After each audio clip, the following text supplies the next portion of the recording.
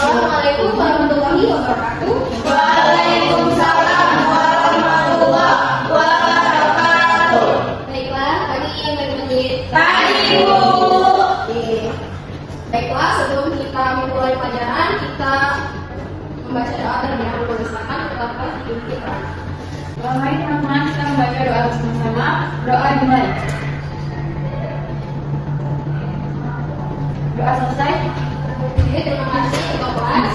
Oke, apa kabarnya hari ini? Baik, Bu. Baik. Hari ini siapa yang nggak masuk? Pertemuan sebelumnya kemarin belajar apa? Semua ya. Tentang trigonometri. Oke, tentang perbandingan trigonometri ya. Di sini ada yang tahu apa itu perbandingan trigonometri? Mungkin ada apa? Oke, benar. Jadi perbandingan trigonometri itu adalah perbandingan nilai segitiga sisiku yang istimewa. Nah, itu ada 3 ya. Yang pertama itu ada yang tahu apa?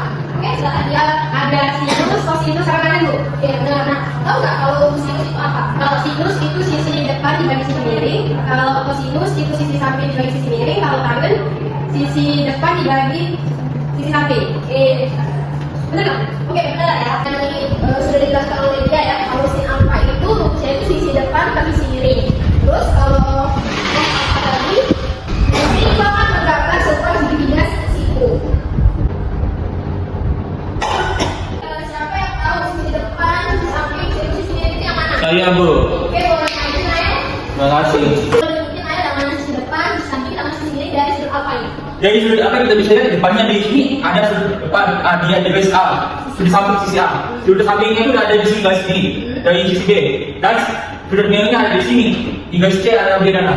Oke, betul sekali. Terima kasih, Nae. Tenang dulu. Oke, selanjutnya. Berarti kalian masih ingat ya tentang pelajaran yang kemarin tentang perbandingan trigonometri. Oke, jadi hari ini kita akan belajar matematika dengan cara yang seru, yaitu dengan cara pembuktian. Jadi kan kemarin kita hanya belajar itu saja kan.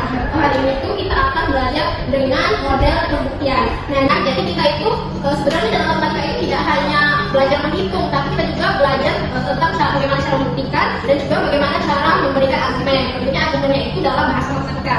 Jadi bukti itu kayak ibarat alat bantu gitu bagi siswa untuk dia itu mengerti gitu rumusnya itu dari mana, asalnya itu dari mana, kenapa bisa seperti itu. Jadi dengan adanya bukti ini tentunya akan melatih pemikiran kritis kalian. Oke.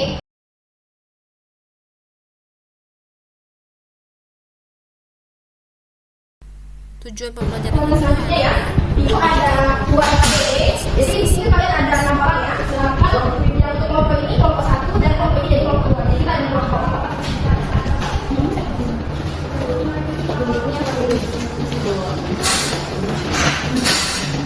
Oke, jadi di bagian KPD ini kan ada petunjuk kegiatan. Silakan kalian baca dulu petunjuk kegiatannya bagaimana supaya kalian nanti tahu itu KPD-nya itu mau diapakan. Bu, jadi ini diapain, Bu?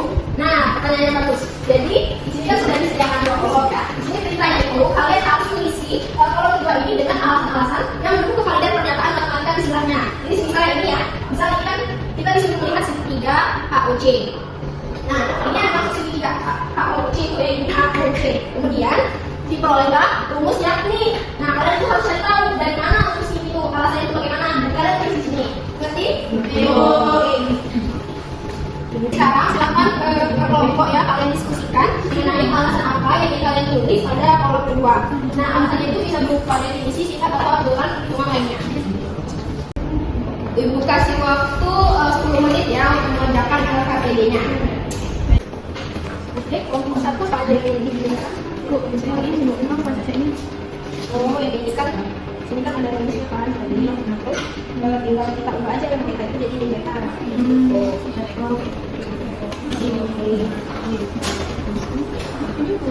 Oke, kalau untuk kelompok 2 apakah ada yang ingin ditanyakan? Bu, berarti kita kan yang segitiganya kan dari yang awal tadi kan yang B ya? Di sini kan yang Bu. Sudah Bu, aja. Oke, saya. Siapa, Bu? Oke, di sini apakah ada kelompok yang sudah menerima alasannya? Saya betul. Oke, silakan ditulis kelompok 1 alasannya. Jadi, tulis ya.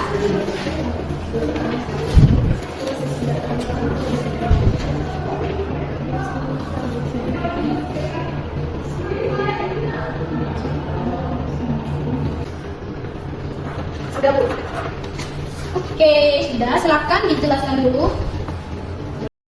Nah, jadi kan kita akan membuktikan sin alfa dikurang beta itu sama dengan sin alfa cos beta dikurang cos alfa sin beta. Nah, untuk step yang pertama itu kita ganti dulu sin alfa dikurang beta ini sama dengan sin alfa ditambah min beta. Itu hasilnya bakalan sama saja dengan sin alfa dikurang beta seperti itu. Nah, terus untuk step yang kedua, sin alfa dikurang beta itu sama dengan kita masukkan ke sini. Jadinya sin alfa cos min beta ditambah cos alfa sin min beta. Nah, itu terus untuk step ketiga sin alfa dikali cos beta. Nah, kenapa dari minus beta ini menjadi beta? Nah, itu karena cos min beta itu sama dengan cos beta itu merupakan fungsi genap seperti itu. Nah, untuk step selanjutnya sin alfa dikurang beta itu sama dengan sin alfa cos beta. Sin alfa cos beta ini dikurang cos alfa sin beta. Kenapa ini? Karena dari sini kan ada sin min sin beta. Jadi bisa kita tulis min cos alfa sin beta seperti itu. Nah, terus itu merupakan perkalian bilangan bulat. Jadi dapat kita sebutkan bahwa sin alfa min beta itu sama dengan sin alfa cos beta ditambah cos alfa min sin beta itu terbit di 6 seperti ini. Sebenarnya Oke, kita beri tepuk tangan dulu untuk kelompok 1. Nah, jadi dari dalam kelompok 1 ini, dari kelompok 2, apakah ada yang ingin ditanyakan? Saya Bu. Oke. Yang baris kedua itu yang tabel kedua itu kan ada sin A cos min beta. Nah terus di bawah itu ya ada jadinya cos beta itu kenapa ya Bu? Nah, mungkin Aisyah tadi boleh jawab dulu pertanyaan dari Olivia. oke, sebenarnya tadi sudah saya jelaskan ya Olivia. Jadi kenapa dia dari cos min beta ini menjadi cos beta? Itu karena cos min beta sama dengan cos beta itu merupakan fungsi genap gitu Olivia. Oh baik, terima kasih Aisyah dan Bu. Maaf Bu, saya telah memperhatikan. Oke. Oke, silakan dulu Aisyah. Oke. Oke, sebentar ya, tadi yang tidak dijawab oleh Aisyah bahwa untuk cos min beta itu dia merupakan fungsi genap. Jadi cos min beta itu sama dengan cos beta. Sedangkan kalau untuk sin min beta itu sama dengan sin beta. Nah, sin itu merupakan fungsi ganjil. Nah, jadi menurut kalian dari langkah-langkah yang pembuktian yang sudah kita lakukan tadi, menurut kalian yang mana yang sulit? Saya Bu, yang saya tanyakan tadi Bu itu bagus. Ya. Jadi kita memang kalau belajar pembuktian itu harus tahu definisi, sifat, terus kita juga harus tahu kan sifat-sifat fungsi genap itu bagaimana, sifat fungsi genap itu bagaimana, supaya kita tahu gitu dalam menentukan argumen dari langkah pembuktian. Nah, jadi dari pembelajaran kita hari ini, apakah ada yang bisa menyimpulkan kesimpulan dari pembelajaran hari ini? Bu, Oke, silakan Nara. jadi setelah belajar dan ngerjain LKPD ini kami jadi ngerti kalau rumus jumlah kosinus itu nggak cuma dihitung aja tapi juga harus dibuktikan. Emang awalnya tuh kayak ribet gitu Bu, cuman pas udah paham kenapa rumusnya bisa kayak gitu, itu juga seru. Jadinya kita bisa lebih tahu asal-usul dari rumus itu. Oke, kita beri tepuk tangan dulu untuk Nara. Oke, jadi benar ya anak-anak apa yang dikatakan oleh Nara tadi bahwa rumus dalam matematika itu tidak hanya untuk dihafal, tapi juga itu harus dibuktikan. Nah, pembuktian itu merupakan bagian dari belajar matematika itu sendiri. Jadi matematika itu nggak hanya dihitung, tapi juga harus dibuktikan. Jadi kalian itu nggak hanya hafal, tapi kalian tahu rumusnya itu asalnya dari mana dan bagaimana cara menggunakannya. Oke, jadi melalui kegiatan pembuktian ini kalian sudah melatih cara berpikir logis dan teliti. Jadi kita harus juga mengingat bahwa matematika itu bukan belajar tentang hasil akhirnya, tapi bagaimana proses dalam mencarinya gitu. Jadi terus semangat dalam belajar, terus semangat juga dalam belajar dalam pembuktian ini supaya kalian lebih terasa lagi gitu pemikiran kritisnya. Teruslah latih kemampuan berpikir kalian dan jangan takut salah gitu ya. Terus semangat belajar. Oke. Karena tadi kita sudah belajar tentang pembuktian, di sini Ibu ada tugas dan tugas ini nanti akan kita selesaikan di pertemuan selanjutnya, akan kita bahas di pertemuan selanjutnya. Jadi pertemuan selanjutnya kita akan belajar dengan model bukti lagi ya. Tugasnya itu Ibu sebutkan tadi ya soalnya kalian tulis. Jadi jika diketahui sin alfa plus beta ditambah sin alfa min beta itu sama dengan 2 sin A cos A, maka kalian harus buktikan sin A ditambah sin B itu sama dengan 2 sin setengah dikali A plus B dengan cos setengah dikali A min B. Oke, pertemuan selanjutnya akan kita bahas ya PR-nya. Karena pembelajaran kita sudah berakhir, silakan ketua kelas dengan doanya. Ibu, untuk aktivitas kita siang hari ini mari kita kembali sama-sama berdoa yang baik. Doa selesai. Oke, amin ya rabbal alamin. Ucapkan terima kasih pada kalian yang sudah berpartisipasi aktif. Wassalamualaikum warahmatullahi wabarakatuh.